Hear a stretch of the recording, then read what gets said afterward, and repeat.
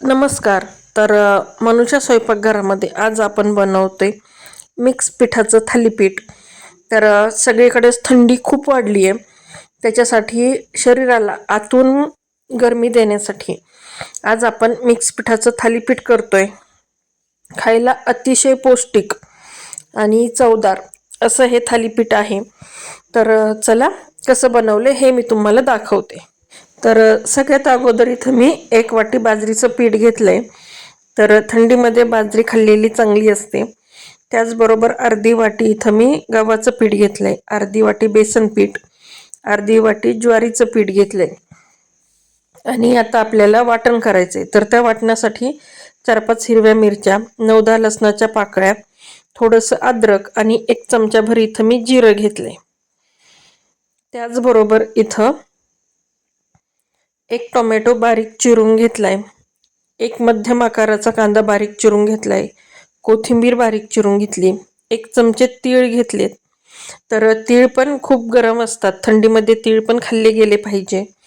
इथं 1 चमचा तीळ घेतलेत, अर्धा चमचा हळद घेतली आहे, पाव चमचाभर हिंग आणि चवीप्रमाणे इथं मी मीठ घेतलंय. आता एक मिक्सरचं भांडं घेतलं आणि त्या मिक्सरच्या भांड्यामध्ये आपण जे मिरची, लसूण, अद्रक आणि जिरं घेतलं होतं ते सगळं मिक्सरच्या भांड्यामध्ये घालून घ्यायचं आणि थोडंसं पाणी घालून याला आपल्याला छान असं वाटून घ्यायचंय.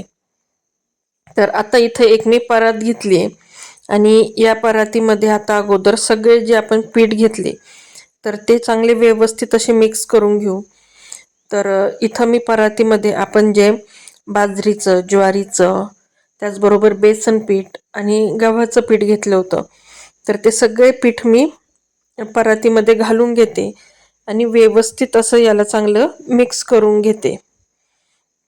आपण जे घेतलेलं पीठ होतं ना ते छान असं व्यवस्थित इथं मिक्स झालंय. आता या पिठात आपण जो बारीक चिरून ठेवलेला कांदा होता तो सगळा कांदा घालून घ्यायचा. त्याचबरोबर बारीक चिरलेला टोमॅटो, हळद, हिंग घालून घ्यायचाय, चवीप्रमाणे मीठ घालायचं, तीळ घालून घ्यायचेत आणि भरपूर अशी आपल्याला इथं कोथिंबीर घालून घ्यायची. सगळी कोथिंबीर मी आता या पिठामध्ये घालून घेते आणि आपल्याला आपण जे वाटण केलेलं होतं ते वाटण आता याच्यामध्ये घालून घ्यायचंय. आपण जे मिरचीचं वाटण केलेलं होतं ना ते वाटण आहे. आता काय करायचं आपल्याला, लगेच याच्यामध्ये पाणी घालायचं नाही. अगोदर आपल्याला हे सगळं व्यवस्थित मिक्स करून घ्यायचं. कारण काय होतं, मीठ आणि कांद्याचं पाणी सुटतं, त्याच्यामुळं अगोदर आहे ना व्यवस्थित असं चांगलं मिक्स करून घ्यायचं आणि त्याच्यानंतर थोडं थोडं जसं लागेल तसं आपल्याला याच्यामध्ये पाणी घालून घ्यायचं. इथं मी थोडं थोडं पाणी घालून हे पीठ मळून घेते. खूप घट्ट पण नाही आणि खूप पातळ पण नाही, असं इथं आपल्याला हे पीठ मळून घ्यायचंय. हे बघा, इथं आपलं छान असं थालीपीठाचं जे पीठ आहे ते मळून झालंय. एकदम सैलसर पण नाही आहे आणि खूप घट्ट पण नाही आहे.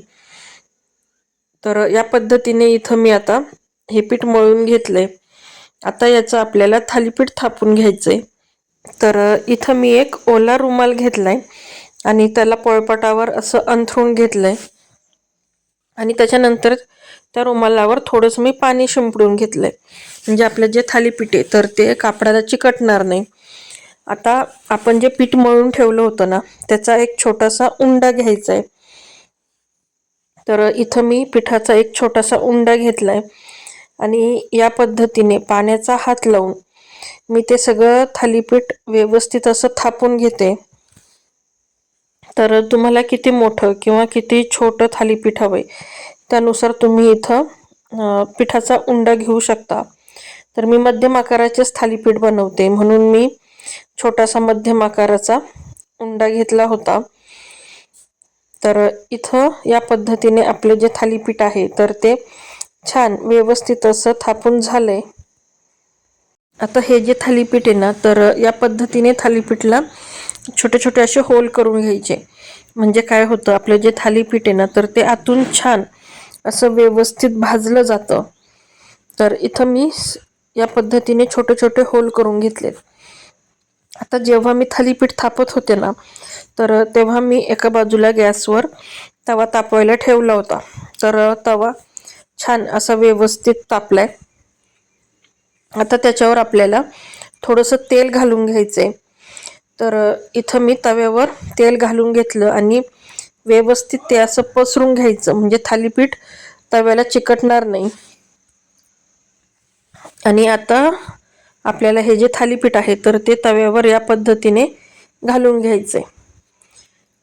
त्याच्यानंतर आपल्याला थोडंसं आपण जे छोटे छोटे होल केले होते तर त्याच्यावर आपल्याला थोडं थोडं तेल सोडायचंय आणि त्याचबरोबर बाजूने पण आपल्याला थोडंसं तेल सोडायचंय, म्हणजे थालीपीठ छान असं खमंग भाजलं जातं. आता त्याच्यावर आपल्याला एक झाकण ठेवायचं आणि 3 ते 4 मिनटं आपले हे जे थालीपीठ आहे हे चांगलं भाजून द्यायचे आणि गॅस स्लोच ठेवायचा आहे. तर आता 3 ते 4 मिनटं झाली. बघूयात थालीपीठ कसं भाजलंय ते. तर अगोदर कडेने मी इथं बघतेय, तर हे बघा एकदम इझी निघालं आणि जे थालीपीठ आहे आपलं तर ते पण छान व्यवस्थित असं भाजलं गेलंय. आता याला पलटी करायचं आणि पुन्हा एकदा बाजूने तेल सोडायचं. तर इथं पुन्हा एकदा मी तेल सोडून घेतले आणि पुन्हा याच्यावर झाकण ठेवून पुन्हा 3 ते 4 मिनटं आपल्याला हे चांगलं भाजू द्यायचं. 3 ते 4 मिनटं झालीत. आता बघू आपण जे थालीपीठ बनवले ते कसं झालंय. तर हे बघा एकदम छान असं सोनेरी रंगावर आपलं हे थालीपीठ भाजून झालंय. तर आता हे जे थालीपीठ भाजत होतं तेव्हाच मी एकीकडे दुसरं थालीपीठ थापत होते. तर ते पण मी आता तव्यावर घालून घेते आणि याच पद्धतीने मी आता सगळे राहिलेले जे थालीपीठ आहेत तर ते बनवून घेते. तर अशा पद्धतीने इथं आपलं मिक्स पिठाचं जे थालीपीठ आहे तर ते बनून तयार झालंय. हे थालीपीठ तुम्ही सॉससोबत, लोणच्यासोबत सुद्धा खाऊ शकतात. तर या थंडीमध्ये हे थालीपीठ नक्की करून बघा आणि कसं झालंय हे मला कमेंट करून सांगायला विसरू नका.